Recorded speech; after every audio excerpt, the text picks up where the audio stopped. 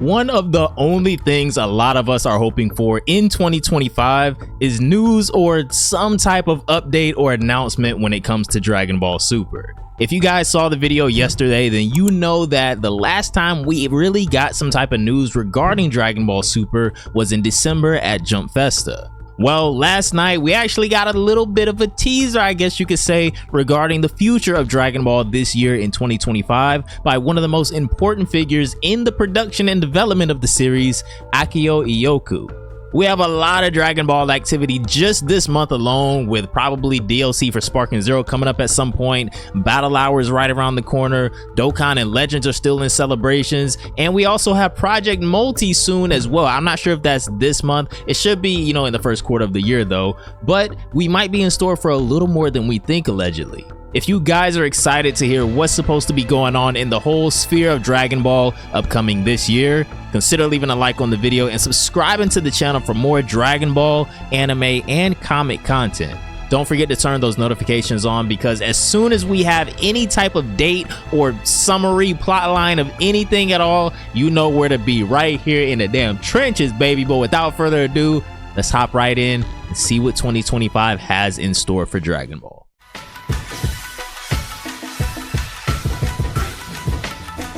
All right, fellas, so as you can see, we're over here on socialfrag.com, an anime and manga news website, and over here they have a little bit of a summary of an interview that we're going to be going over in a little while here, the translations at least, where they're going to title this article, Dragon Ball Super's producer teases new movie and game announcements for 2025. You read that right? Possibly a new movie right around the corner. I know we've been, hearing whispers of that over the past few months, especially since Daima's been out. I think, the rumors kind of started quieting down a little bit, but now they're getting fired right back up now. And game announcements for 2025. Is this going to be a new game announcement with Sparking Zero just releasing and all this DLC that they already have planned throughout, even the fourth quarter of 2025? Probably not a new game, but hey, anything is possible. I could be wrong, and this could even be, some type of reference to Project Multi or anything like that. So down here in the first paragraph, they're going to say Akio Iyoku, a key figure in the Dragon Ball franchise, recently suggested that fans might receive exciting news about upcoming movies and games in the year 2025. Iyoku, who has played significant roles in the development of Dragon Ball content, appeared on the All Night Nippon Dragon Ball 40th Anniversary Special radio show.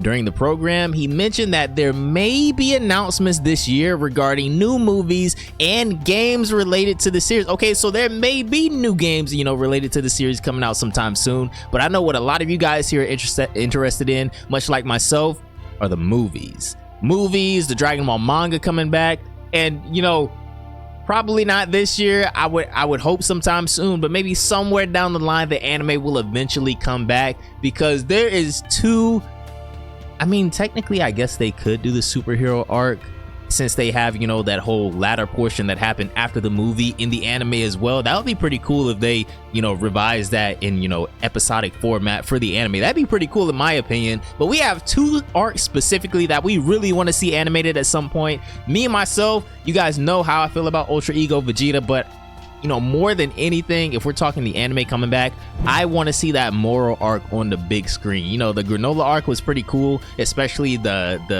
latter half of that arc, but the moral arc from start to finish was probably one of my favorite Dragon Ball Super arcs in the entire series. I probably put that up there with the Future Saga and the Tournament of Power, in my opinion.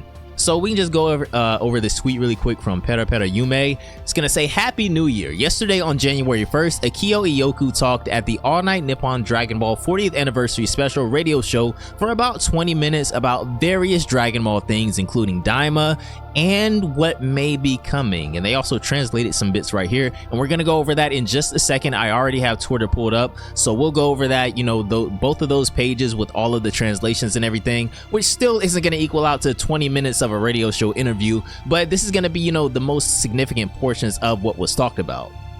So in the last half of this article right here, they're going to say the most recent film in the franchise was Dragon Ball Superhero, as we all know, which was released in 2022. Damn, it's already been almost 3 years since Superhero.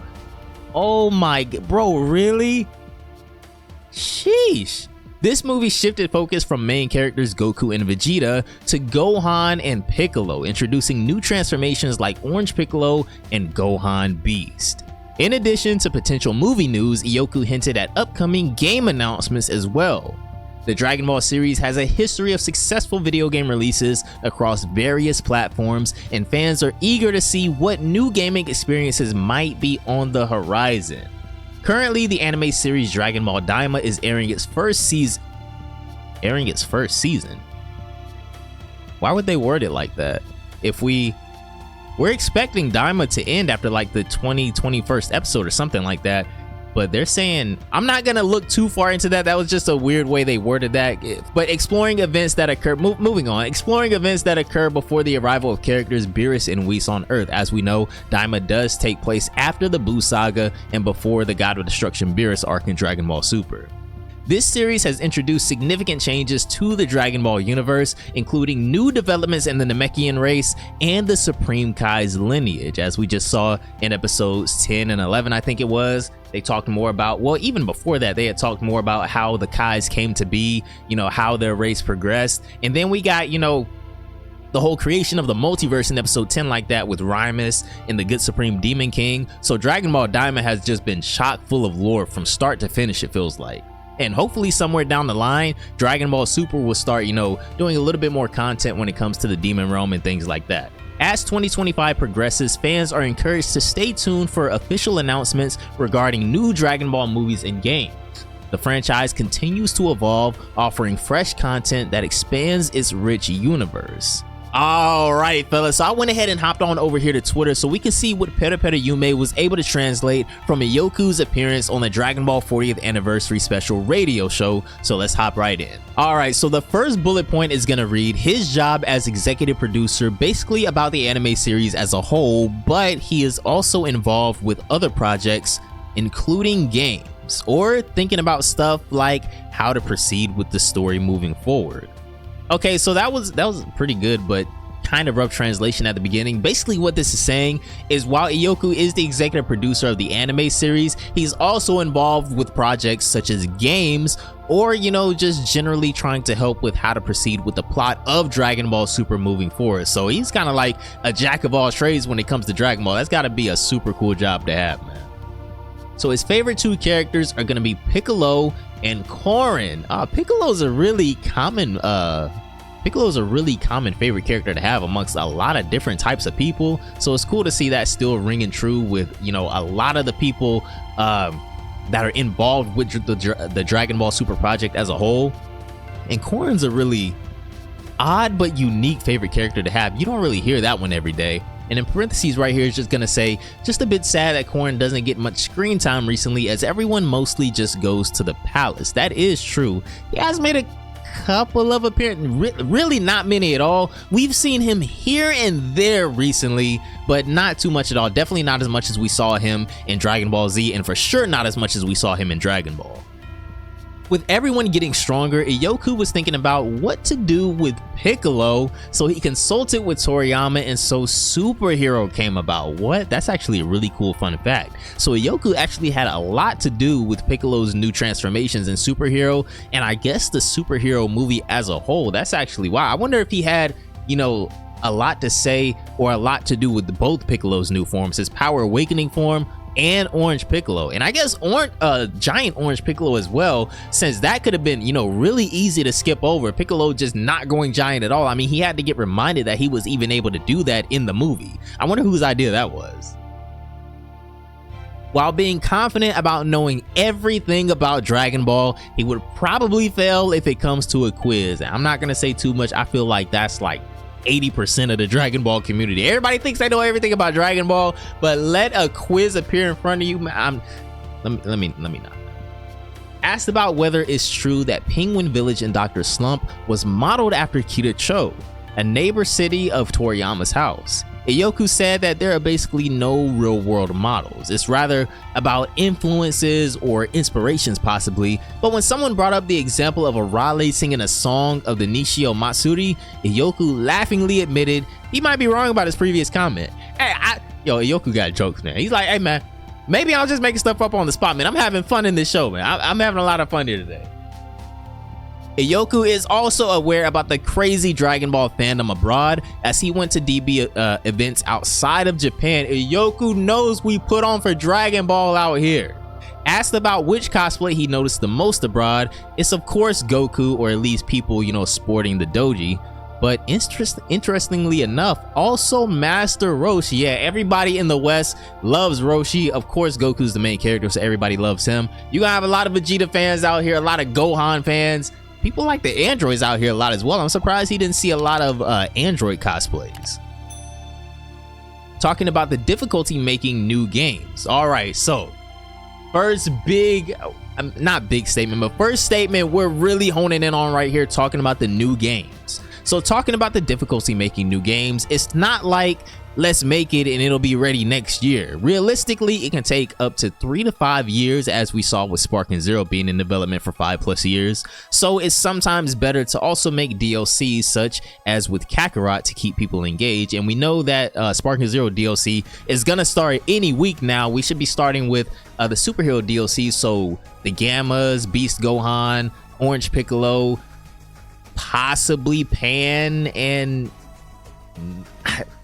the Gammas, Beast Gohan, and Orange Piccolo for sure I see coming. But if we get guys like Pan, or girls like Pan, guys like Magenta, maybe even Dr. Hedo, that would be really cool to me, especially if they do something like they did with Magenta in Dragon Ball Legends, having Cell Max be a part of his character. But I know most people would probably just want a standalone Cell Max character. But if they wanted to kind of mix it up a little bit, they could honestly have both. Having Magenta have Cell Max as a part of his kit, and this is something that I brought up a lot with Tapion before the game came out as well. You guys might remember this if you saw a lot of our prediction Dragon Ball Sparking Zero videos. One of these days, we need a Dragon Ball game where they give Tapion Hirudegarn installs. Now, I'm happy we have Tapion and Hirudegarn in the game separately, but if Tapion was able to use Hirudegarn limbs as a part of his kit with the flute, also kind of like, I think the best thing I could reference to what I'm kind of getting at is Yuya from Storm. Like, if Tapion could fight with his flute and just use Hirudegarn's limbs and things like that, that would be so freaking cool, man. But hey, hopefully in my lifetime I get to see something like that with Dragon Ball. All right, so the next slide, or the next sheet of translation, is gonna say, he says Daima is a good return point for old fans, but with little Goku and friends also for new fans, with a different setting comparing to recent DBS works. So Ioku thinks Daima is a good return point for old fans. I actually saw a video pop up across my feed a couple of days ago, and I think I might want to give my take on this as well, is how to get started with Dragon Ball if you're a new fan. Because for old fans, I feel like it's pretty easy, as long as you know what is the main story and what isn't the main story. I feel like that's probably one of the hardest things about Dragon Ball. And don't get too sucked into the whole time travel shenanigans like in both future arcs, because those two things right there are probably the most confusing things about Dragon Ball. Everything else is pretty straightforward, but I feel like I need to make a video for fans that are new to the series. I feel like that'd be pretty cool, kind of setting them on the right track so they're not getting too confused with all the different, works of Dragon Ball, especially Dragon Ball animation, like Super Dragon Ball Heroes, Dragon Ball Z, Dragon Ball Super, and all of the movies and things like that. I feel like that would be really helpful. Let me know down below in the comments if that's something that you're interested in. Maybe you guys have friends or family members that aren't as crazy about the series as we are, and a video like that would maybe, help usher them into this big Dragon Ball fandom that we're all a part of. So next bullet point is going to say the red characters in the Daima episode titles have some kind of meaning / something to think about, but Ioku cannot say anything more yet. What? I'm not even going to speculate on that, because I feel like anything that I say pertaining to this is wrong. I haven't even thought about this yet. I'm sure videos will start popping up about this topic specifically as we get a little bit further into Daima. And maybe in the next couple of episodes, I'll actually have my own theory about what this could mean as well. But for right now, I don't have anything, guys. Let me know if you have anything yet, or any theories or predictions or anything like that down below in the comments. Instead of just making one character small, they thought it would be fun, or more fun, making everyone small when they get together after the Buu events. I'm not too mad at that, because that wasn't the route that GT chose to take, but I feel like kind of nerfing every relevant Dragon Ball, or every relevant Z fighter, I guess. Matter of fact, just doing Goku and Vegeta might have been mad funny. But I am glad that they did everybody, because now people can't really say that, oh, they're just copying GT to a T. No, they turned everybody into a kid now. But I will stand on, if it was just Goku and Vegeta getting turned into children, that probably would have been way more fun. When Ozawa did the Kamehameha pose at Jump Festa, Yoku felt the entire venue would break, assuring she is in good shape. Yo, Nozawa, those Kamehamehas, they hit different every time. You can feel the power through whatever screen you're watching it on. He can't talk about when the final episode will air or how long it'll go on, so I'm pretty sure this is pertaining to the final episode of Daima, when it's gonna come out, or how long it will be. So the fact that they even threw this in right here leads me to believe that the final episode of Daima might be like an hour-long special or something like that. I can see that happening. Now, what would happen in this hour-long special? Because the big conflict with Goma and Degasu in the castle, I mean, Arinsu's already there with the Majins. Goku and Vegeta are about to move to the last demon world, or Goku and Vegeta and pretty much everybody are about to move to the last demon world. We do have things we need to address and get situated with Glorio, but after that, when they make the wish, I mean, where do we go from there? Is that we have what, about 8 episodes of Daima left, give or take? Maybe they do 1 hour-long special or something like that. I don't really have any sure predictions yet about the conclusion of Daima. I don't even think I've heard people speculate on how Daima could end, you know, besides, of course, the wish being granted and things like that anyway. And then we just got smacked with Super Saiyan 3 Vegeta in the previous episode as well. So there are new transformations, well, characters using transformations that they haven't used before in this series. Will we see Super Saiyan 3 Vegeta again before the conclusion of Dragon Ball Daima? I certainly hope so. In whatever final battle that we get, will Goku get a new transformation in Dragon Ball Daima? That remains to be seen. So Yoku was asked more about movies, games, etc. He said there may be some announcements coming this year. Now, he didn't specify on movies or games, since we've already had a comment about games on the last page. I feel like, you know, we're probably gonna get at least one other Dragon Ball game announcement this year. Like I said in the beginning, Project Multi should be coming out in the next few weeks, I think. Isn't Project Multi supposed to come out in January or February or something like that? Don't quote me on that, but I feel like we're gonna be looking at a Project Multi release in the next like 8 to 12 weeks. Now, when it comes to movies, I feel like this is why we're being so vague here. He said there may be some announcements coming this year. Guys, we've been hearing rumors about a new Dragon Ball Super movie for months now. Will it be a Dragon Ball Super movie, you know, pertaining to covering what the anime should be coming back and covering? And by that, I mean the Moral arc, or obviously they're not going to skip straight over that and go to the Granola arc. But will the Moral arc be covered in a movie? I feel like the Moral arc was a little bit longer than the Granola arc, and since the Granola arc has like a good portion of it towards the end where it's like one big flashback, I feel like maybe that could be a little bit better to have in a movie, and especially since we have another new transformation in the Granola arc as well. Actually, 2 new transformations if we're being honest. You know, we saw Black Frieza, and we also have Ultra Ego Vegeta making his debut in the Granola arc as well. So the Granola arc could actually be a pretty good movie in itself. I feel like that would make a better movie than the Moral arc, since the Moral arc, I guess that could be structured in movie format, since Goku and Vegeta lost to Moro like 3 times before they finally beat him. I don't know. Let me know down below in the comments. Would you rather see the Granola arc or the Moral arc in movie format? I'm still leaning towards the Granola arc, since there's a lot more new content there. But I feel like either one of the, and I feel like the Moral arc was just a little bit longer as well. I could be wrong about that, but I mean, with the flashback in the Granola arc with Bardock, with the 2 new transformations in the Granola arc, I don't know. I feel like that would be really cool to have in movie format. And mentioning Saikyo Jump back cover drawn by Oda coming this month, generally most mangaka of this project got influenced by Toriyama. So we already know Toriyama is the godfather of anime, man. Let's just be honest, man. Toriyama, everybody's influenced by the GOAT. There's really nothing more to say. And down here, final words. Since it's New Year's, he'd recommend to rewatch the 12 Daima episodes that we have so far. This is Ioku speaking again. Enjoy the games and look forward to 2025. And the host goes something like, there's something, right? And Ioku goes, something, hinting again at something that may be coming / announced soon. So guys, this is going to be Iyoku's Dragon Ball 40th anniversary special interview on the radio show. This lasted about 20 minutes. I'm sure there are a lot more questions that were asked and a lot more answers from Iyoku, but this is going to be, you know, the main gist of everything that we're worried about here.